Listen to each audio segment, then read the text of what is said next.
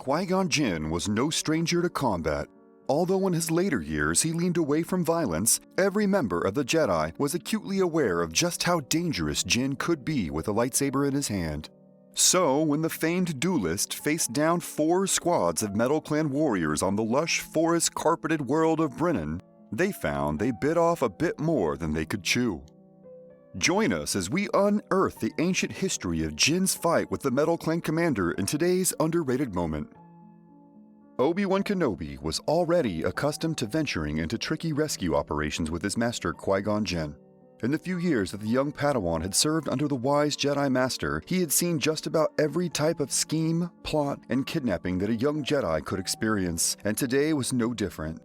Br'in had once been a peaceful world, but with the spread of technology from the core and the powerful weapons it brought, the planet's once harmonious factions found themselves entrenched in a never-ending struggle for the planet's resources. By the time Qui-Gon Jinn had been dispatched to lend a hand, Br'in's Metal Clan had nearly wiped out all of the Wood Clan.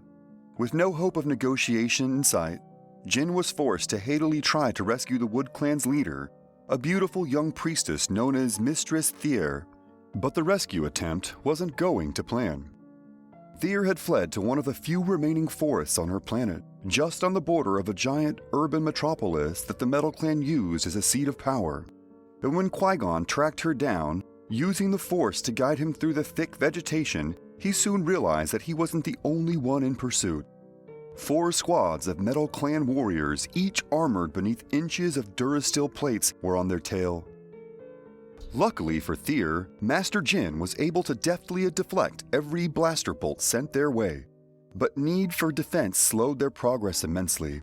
After casting aside another volley of blaster fire, Qui-Gon retrieved a small comm unit from his belt and called in to Obi-Wan. "Ready the ship. The Priestess of Wood and I are heading your way, and we're not alone." Kenobi could clearly hear the high-pitched whirring of carbon rifle sounds that seemed to pass mere inches from the receiving end of the comm unit. A clear sign that, once again, Qui-Gon's negotiation skills weren't able to solve the problem at hand. Sensing annoyance in his apprentice's voice, Jinn thought to defend himself. As he simultaneously deflected a few more blaster rounds, the Jedi Master pressed transmit on the comm unit again. "There is little middle ground between cutting down a tree and not cutting down a tree," Jinn said. Qui-Gon always preferred to find a non-violent solution to a problem. But it seemed to his apprentice, Obi-Wan Kenobi, that their sit-down style negotiations were perhaps the wrong method to employ with some of the more archaic societies in the galaxy. During their fight, Jinn had been so distracted with the conversation with Obi-Wan and the constant pressure to deflect red blaster rounds that were sent their way that the Master failed to realize he was being encircled. As they entered a clearing, the Priestess of the Woods was forced to interrupt Jinn and Kenobi's indirect bickering. "Master Jedi," she said, as she pedaled backwards to the center of the shrinking circle, "we appear to be surrounded." The ranks of Metal Clan soldiers filled in, as more members of the 4 squadrons filtered in from the depths of the forest.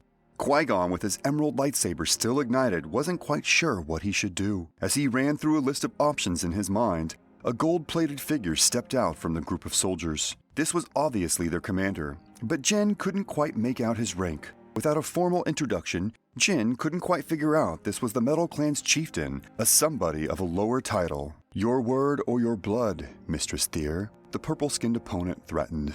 "The trees will fall with one or the other." The Metal Clan wanted to destroy the trees in order to feed their machines and make more space to develop their modern cities, but the priestess refused. She wouldn't allow a single one of her plants to fall. And with Qui-Gon at her side, she was sure that the Metal Clan would never win.